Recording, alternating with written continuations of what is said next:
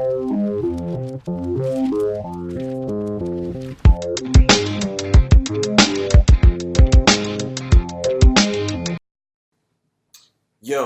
what's happening? Your pal Comichead coming through with the next installment of me going through my collection. We're going to this next edition is the bookshelf, right? So the bookshelf is going to be home to my trades, and this is kind of where I keep some of the few like pops and toys and statue type stuff. So that's what's cooking here. Another essential part of the Comichead collection. So yeah, man, without further ado, let's get into this thing. Alright, so we can start from the top down. So at the very top of the bookshelf are my horror McFarlane figures up there. These top two shelves are my books. I do, read actual books, or I own actual books, not just comics. To be honest, a lot of them are, I guess you could say, self-help, business-related type books is kind of the kind of reading that I dig. When it comes to reading for me, nonfiction stuff, I like regular books. When I'm trying to get information and learn shit and bump up my game on certain things, I prefer regular books. Now, when it comes to fiction and stories and shit like that, that's where comics come into play for me. If I'm just gonna read about some kind of story that I'm gonna follow along with fictional characters and whatnot, I think the comic book medium is the best for that. So I barely own any fiction books. But anyways, that's what's going on there. I can show you some of the, like I said, statue type deals. I got my Thanos head on the shelf there. Pretty sweet. It's just a piggy bank. I'm always impressed by the quality of these freaking piggy banks. So anyway, that was $25. That's sweet, man. Considering what you pay for a bust of statues, it's hundreds of dollars. Get you a bank, man. So my bank there. That was from a mystery mail call. One of the coolest ones I got from Tom's mail call thing was that She-Hulk piece. Got my Jake the Snake Pop chilling. My Tony Montana deal. Second shelf, my Ghost Rider pop. I don't own many pops, but the ones I do end up on the bookshelf and out of the box. I don't know if that's blasphemy for some collectors, but I don't really, sweat pops like that. My Surfer and Galactus duo. And I keep these two guys here on the shelf too. I got these from Chris Uminga at a con. He was selling these on wood planks. You can hang them up, but I have them chilling on the bookshelf. Pretty dope style. He signed it. Batman and Robin. Bang. I'm going to keep those up here just so they're not in the way of the graphic novels. It's really what the main thing is. I'm not going to spend too much time going through my books, right? That's not really what this is about. I'm going to put my Deadpool pop up here out of the way. One of my favorite ones, my Magneto joint. I'm going to put that out of the way. And my little fucking Wolverine. Bang. Alright, so let's get into, let me lower the camera here now. Alright, let's get into the trades. Now, these trades is what's going to give you an idea of when I got back into reading comics. This is how I got back into it. If any of you have heard my little comic book origin story, basically it was growing up as a kid. My brother and my cousin were into comics. That's where I first got, the bite of getting into comics, cards, collecting. I had a little, collection of my own. Then when you get into those teenage years, I bounced from comics for many years. It wasn't until I got into my 20s, I told in the story, I think I first mentioned it on Comic Books NYC contest video of Tell Him a Story. And I told the story of how I got back into comics. And I was like in my early 20s, I had a graveyard shift, 7-Eleven job, where I just sat there all night. And I'm like, fuck, I need to read. I'd read all the magazines on the rack pretty quickly. And I'm like, fuck, let me check back in with comics, And I really wasn't trying to buy single issues. I wanted something that was going to hold me over for a while, so I started getting into trades.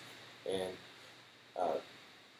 so that's how I rocked with comics for most of my adult life. Was I didn't buy any single issues. I wasn't really in a collector mentality. The collector mentality started last year. But up until then, I was just trying to catch up on reading, and it was all about the trades. So this will give you an idea of when I got back into reading, the stuff that I was buying and checking out. So it's not super well organized, so we'll see how this goes. This stack here is Batman stuff. So, stuff like Hush.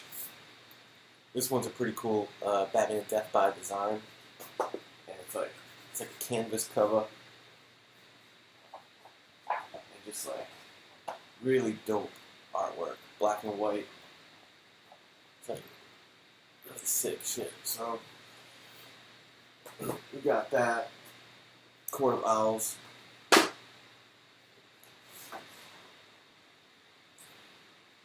Some cool Darwin Cook Batman Ego.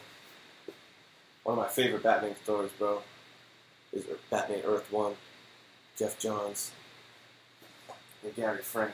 The artwork on this thing is top notch.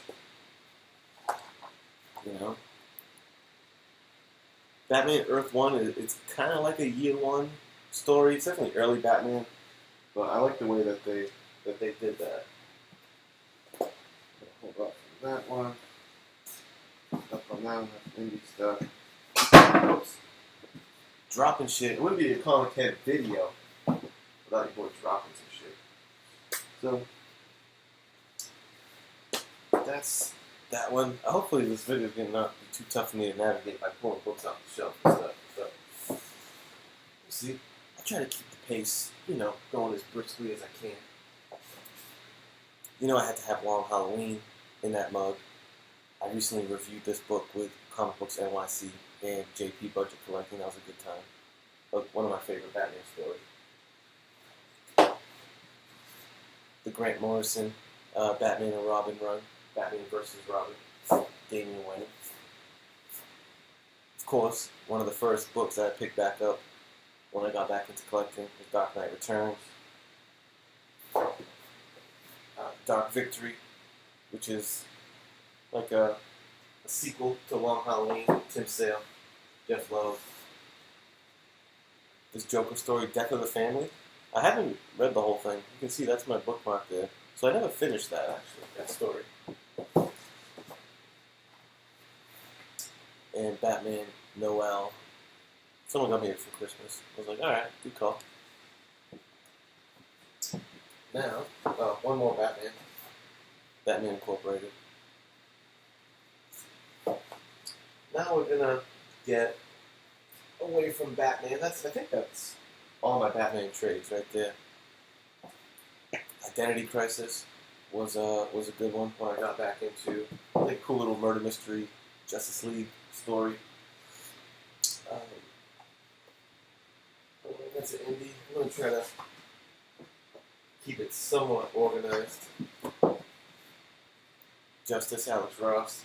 And then, of course, Watchmen. Some random Spider-Man trades that are not really that special. Wolverine Origins, whatever. Marvels was definitely one that I was into big time. I remember being so impressed by this shit and Alex Ross's artwork that I did go out and buy the single issues once I read the trades of Marvels. Damn, this shit's second 1602 was a favorite of mine. It's kind of why I recommended it for an episode of Grader's Notes with me and the boys. Grader's Notes, because 1602 was definitely a favorite of mine as well. Some Daredevil. Now we're going to get into the X-Men section of the trades. I got a lot of X-Force. I was big into Rick Remender's X-Force. I got the first 4 trades of that. The Dark Archangel saga was dope, and I just love this team, man. It's still one of my favorite team-ups, like, of all time. This squad, the black and gray suits, Deadpool, Psylocke, Wolverine, Archangel, and Phantom X. It was this run that Phantom X became, like, my dude, one of my favorite characters. I really fucking like that dude. So Phantom X, Uncanny, X-Force, and still a couple more. I got that part of the run and that part of the run. I mean, Remender stood on, like, the thing the whole time. So he did a good job with that. Astonishing X-Men. Magneto, definitely one of my favorite dudes. This was a good one. Magneto Testament. I got into the Ultimate X-Men, and, like, caught up on my X-Men shit that way, you know.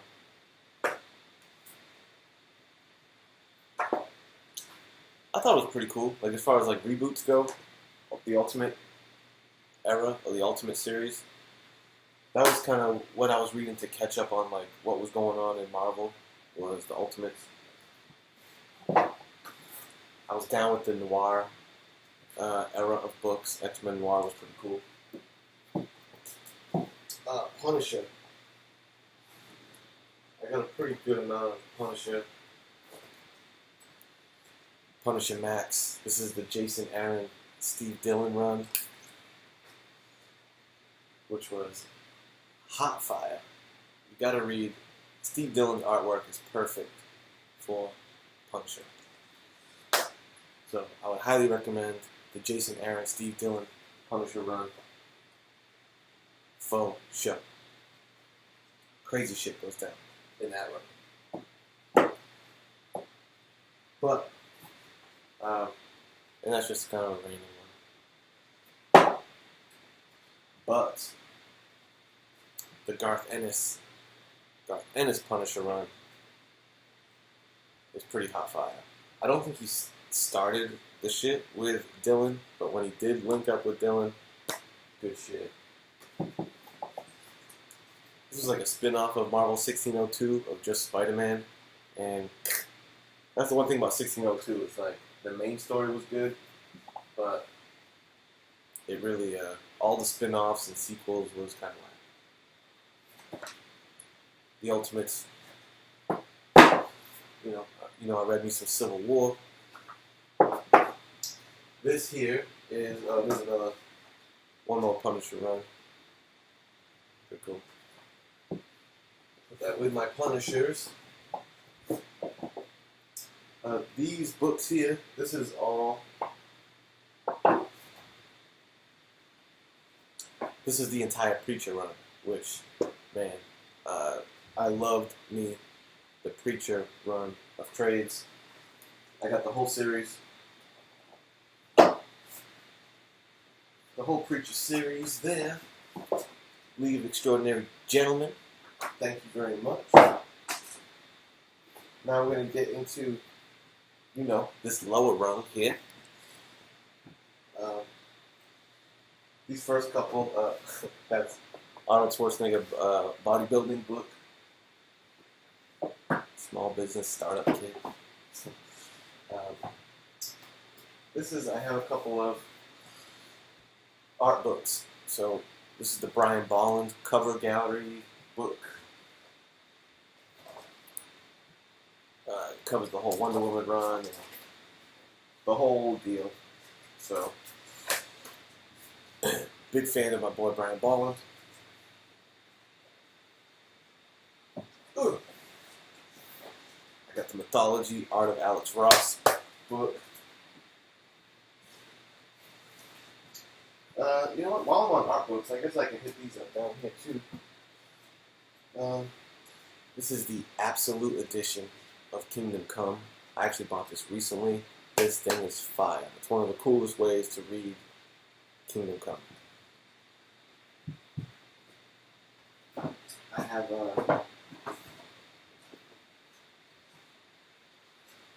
the Marvel artwork of Mike Deodato Jr. And there's some great shit in here. I didn't even realize until I bought this book how much work he did on She-Hulk. That is like top notch.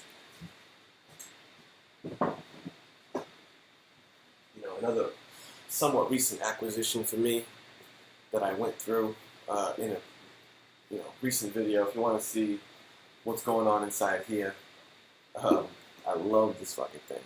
The John Buscema Silver Surfer Artist Edition.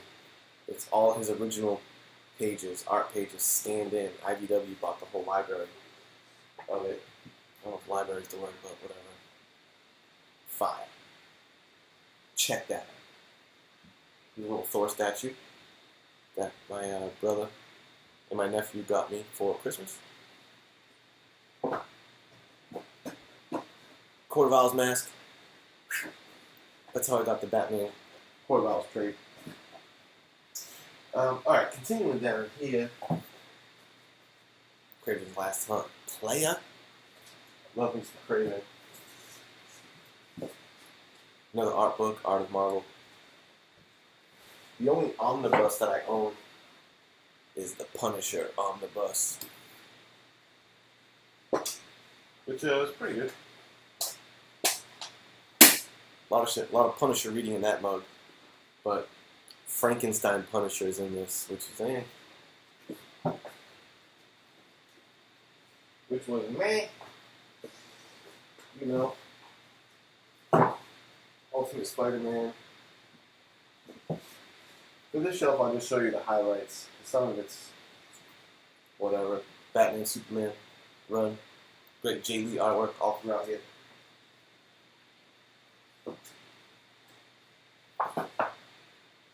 Earth X, companion book, whatever. This is some weird shit that I got in a mystery mail call from Tom. It's a Spider-Woman book, but it comes with, look, bonus DVD included. I never opened it, so I don't know, but there's some kind of DVD in here. Now we're going to get into, a lot of the stuff is my indie stuff. Like The Authority, which was a pretty good one. As you can see, there's a library code here. I think I rented this from my library, and I beat him for it. Well, I didn't beat him for it. I remember I borrowed it and just totally forgot that I did. And I remember when I went back, like probably a year or two later for some shit, they were like, told me about it, and I just paid them for the book. So I actually bought the thing, even though I kind of tried to steal it. I ended up did buy it, paying probably more than cover price for it, with like the library fees.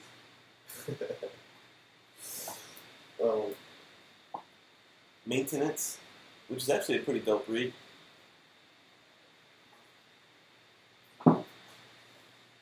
You know, if you thought that cover buys only happened with comic books, guess again, because I remember buying this one, Silence and Company, and I was like, ooh, that looks badass.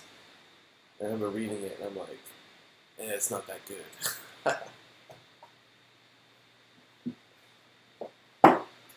The Boys. God Hates Astronauts. I remember I bought the first trade of The Walking Dead just to try out, just to see what the hype was about. But it didn't. I don't know. I guess zombies aren't usually my bag, and I read the first trade and it didn't really bite me. So, and even with the show too, I think I watched the first. I did like the first season. I think I watched some of the second season, but then beyond that, yeah, I kind of fell off. So I did give that a shot. This is a dope one that I never hear anyone mention. It's called Masks and Mobsters.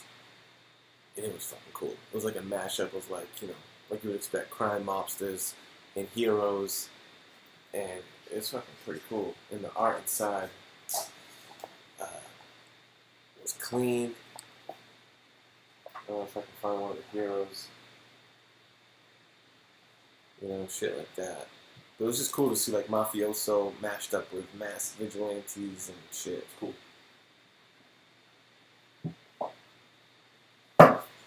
IDW, the cape. It was okay, but I think I only bought it because the dude that created it was local to me. Nowhere Men. I remember that one being actually kind of cool. This one's nice. Luther Strode, Strange Talent of Luther Strode is pretty dope. He gets his powers from one of those ads in the back of a comic book of like, build an Atlas body, and that's how he got his powers, from subscribing to that. One of them shits in the back of a comic. Scotty Young, Oz.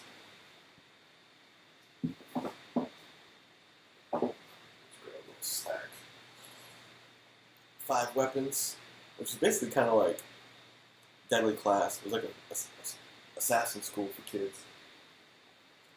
303, which was okay. It was Garth Ennis. I was definitely on a Garth Ennis kick for a while, so I wanted to give that a try. It was pretty good.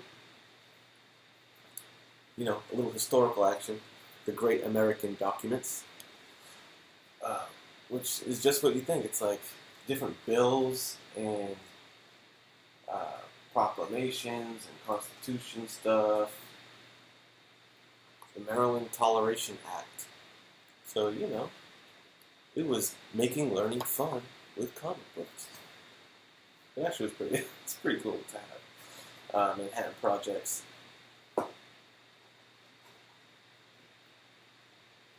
Now, from there, and we're almost done, gang. I know this video might be a little long, but you can fast forward if you need to. Astro City. I got a bunch of these. I was into Astro City, man. Great artwork. I like the concept. It was kind of like definitely influenced by classic. Like these two guys was the Confessor and Altar Boy. Confessor and Altar Boy, obviously with Batman and Robin. Superman, Jack in the Box is pretty cool.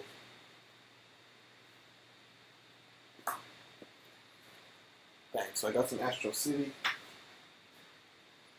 Mystery Men by Marvel. This was a dope one. Right here. Gorillas. Gorillas was pretty cool. One of the coolest covers of a trade that I own. It was also a pretty fun read. It's like this military crew goes into like the jungle on a mission, and they come across like these guerrilla soldiers. Pretty dope.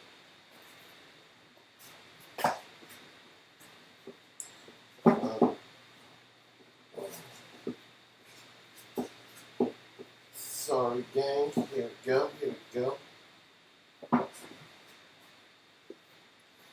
Ex Machina was good. I hear people talk really highly about the whole run, so I probably should revisit this. I remember reading the first trade and really liked it. Kind of had like an Iron Man feel, but I think he could control technology and shit. It was pretty interesting. East of West 1 and 2. Lazarus, book 1. Yeah, and then from there, was the my Y the Last Man stuff. You know, a bunch of Y the Last Mans. I got like 3 more, but they're in the other room because we've been reading it for, you know, the StoryCorps show. But yeah, I was up on Y the Last Man for a long time. This is one of the first runs when I got back into reading. I caught this one. So, my friends, you have just seen the magic of the Comichead bookshelf. Oh, want to see some random figures? Here you go. We'll end this video on a couple more figures for you, you know, toy type fans. A little Batman and Joker. That's from like Alex Ross design. Batman and Joker, which I don't have displayed anymore, but I used to. That's a UFC guy. Fuck, what's his name again? The Nightmare. I can't remember his name. But UFC fighter figure. And look at this baby. Oh, look at that Lion-O. Lion-O. Pretty dope. Not too shabby of a figure there. Bang. And what, you think I didn't have his sword? You think I didn't have his sword? Put it in here. Put it in that hand, brother. Oh, I'm gonna break it. I'm gonna break it. Oh, here we go. You think I didn't have his sword, brother? Of course I did. Bang. Thundercats. Ho. On that note, that's all I got. Yeah, hope you enjoyed, you know, this installment of me going through my collection, the trade paperback bookshelf edition. Stay tuned for next time. Talk to you soon. Peace.